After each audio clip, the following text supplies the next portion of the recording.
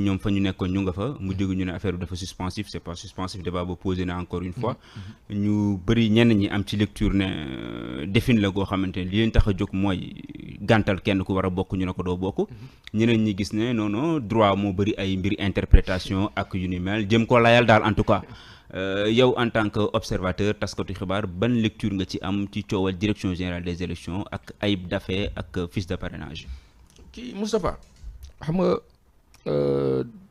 actuellement au Sénégal il se passe loo xam ne mën naa ko tuddee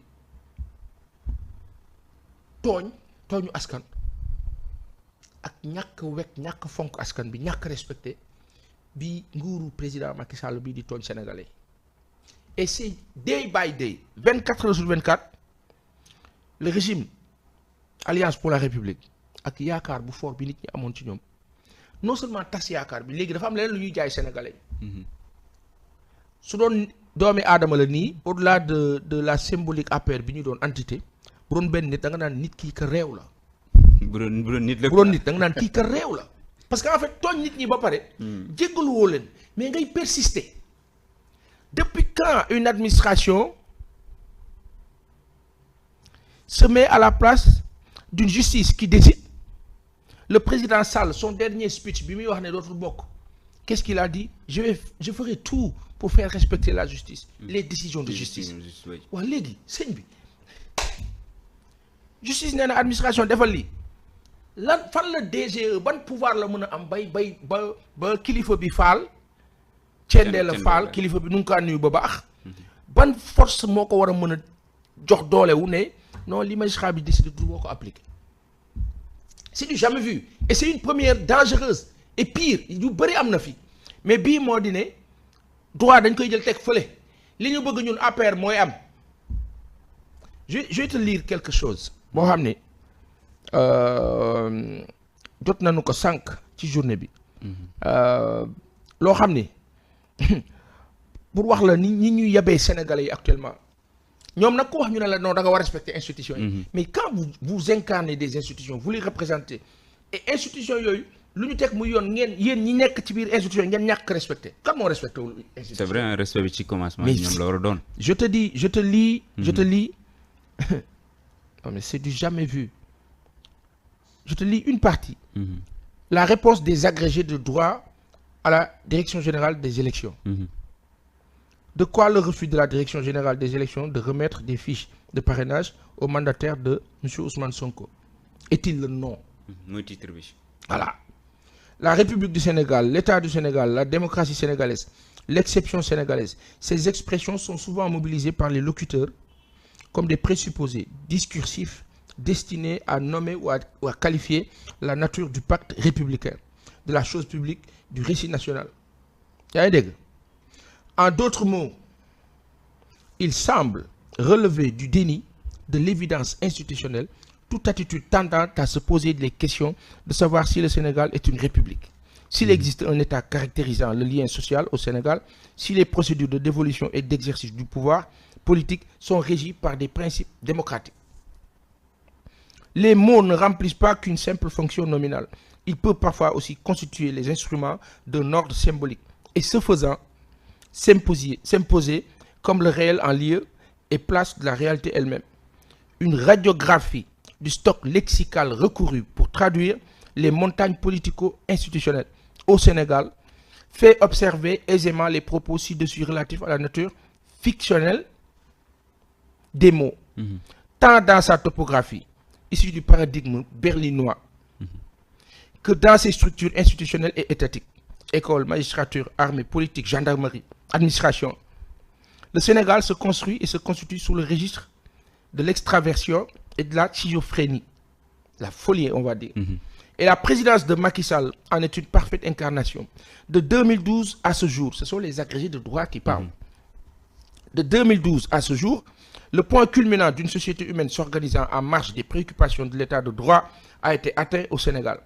Vassalisation de la magistrature, caporalisation de l'administration, recteur d'université sénégalaise, gouverneur, préfet, agent judiciaire de l'État, administration pénitentiaire, féodalisation des forces de défense et de sécurité, police et gendarmerie, sont devenues les nouvelles figures de la scène sociale. ce sont des agrégés de droit qui parlent. L'actualité préélectorale marquée par le refus de la direction générale de remettre des fiches de parrainage au mandataire de M. Ousmane Sonko est topique de la crétinisation de l'administration sénégalaise. Ok. Vous devez 3 points de suspension. Ça veut dire ñoom li ñu tënk. mooy lii nit ñi wax ci réew mi maanaam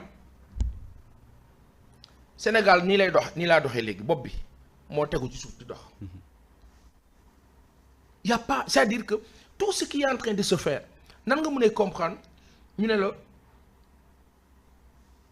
tel leader politique bloqué nañ ko ci bërëb sàngam en tout cas tout ce qui est du camp de l'opposition.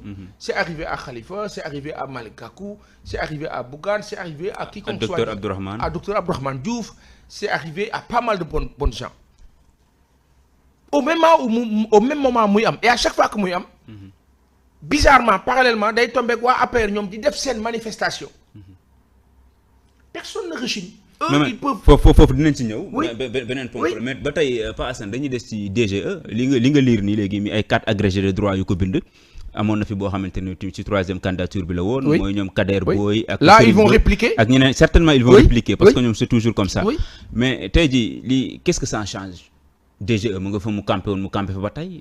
intellectuel yi ñu ngi wër di produire ñu ngi wër di bind. Il est important cette écriture là sert à l'histoire mais au-delà c'est important pour le monde international c'est toujours bien de râler de parler et cetera maintenant kii na waxal kan la. waaw lu tax mu dëgër bopp. APR ñoo am benn style man dama xamul ndax waa APR la wala ndax président Macky Sall mooy incarner affaire bi l'un dans l'autre. mais semble-t-il c'est le président qui mène la barque mooy tracer ligne bi. su dee ligne la bu président Sall tracé malheureusement hélas ce qui est gênant et triste moo di ne waa Parti démocratique sénégalais jiñoon nañ ko fi voté par force en 2001 élection municipale 2001 yi ñu tuddee tey local ak territorial fële ci Fatick voté par force sans carte d'identité. Il y a des gens qui avaient prévenu et alerté pourtant avant élection 2012. moom Macky Sall. Oui, il y a des gens qui avaient alerté pour dire attention il a eu à voter par force quand il était ministre de l'Intérieur. Alors il n'a jamais démenti cela. mais li nga wax ni sax ba ci ñu mel ni Souleymane Jules Diop. Oui doon na attirer attention ci Macky Sall bu ngeen ko falee suba. Il avait dit Souleymane. moom waxoon na ko. Il avait dit moo tax après je ne sais pas qu'est-ce qui se passe déjà on l'entend plus. Mais voilà mais benn affaire moo la am li DGE di def su président Macky Sall tapé woon sur la table à la seconde waxuma sax tapé bu jëloon téléphone am ne hey li may dégg lan la wax ji jeex. mais lu bëri xew na fi donc dafa mel ni lu neex président Macky Sall et finalement on se dit mais président Macky Sall les discours qu'il nous tient honnêtement est-ce que moom loolu lay xalaat wala daf ñuy wax loolu pour wax nu ko nii après def lu ko neex parce que su waxee dara ñi mu nekkal def neneen nu ni mu waxee moom la neex ba tey. waa léegi man li ma gëm moo di ne que tout le monde se lève pour parler au président Macky Sall ne ko monsieur le président lii mënut a continuer mënuñu par exemple tey jël force de sécurité teg ko mu war a réguler manifestation non ñu am ñeneen ñoo xam ne dañu sol ay tenue soluñu tenue nekk des gens soi-disant civils xamuñu lu noo liggéey yor seen ay armes au même titre que par exemple force de l'ordre yi et c'est ce désordre là organisé qui depuis 2012 épuise le Sénégal et les Sénégalais.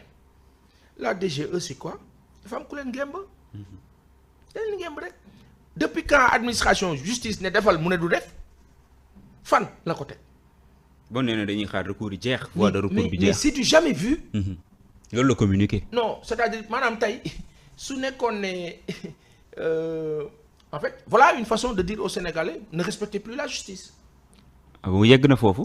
Non, c'est une façon. Ce que la DGE fait, c'est comme dire aux Sénégalais, maintenant vous pouvez vous en foutre entre guillemets, parce que c'est ce qu'ils sont en train de faire. Teguñu ko fenn du ci benn yoon buñ ko teg xam nga fu ñu ko teg si li nu bëgg a def ñoom bu justice tey ñëwoon tey àdduna sax ne leen parce que man li ma ci jàngat lan la mooy dafa mel ni dafa am koo xam dafa taxaw ne dee kii da dul bokk. foofu laay wax ne il faut davantage insister, persister et signer à parler au président Macky Sall. àdduna bi dafa gàtt. dara jaru ko fi gis nga tey jii nii léegi leen wax moom yàgg xool caméra bi mel ni président Macky Sall lañ jàkkaarloo. parce que dañuy am yéene gis ko wax ko ne que monsieur le président Sall ñun ñëpp ay doomi aadama la ñu. quel que soit l'ego fort et surdimensionné que moi Baye Assane je puis avoir yàlla mi nga xam ne moo la yàlla moom lépp bis bu jot nit tooñ ko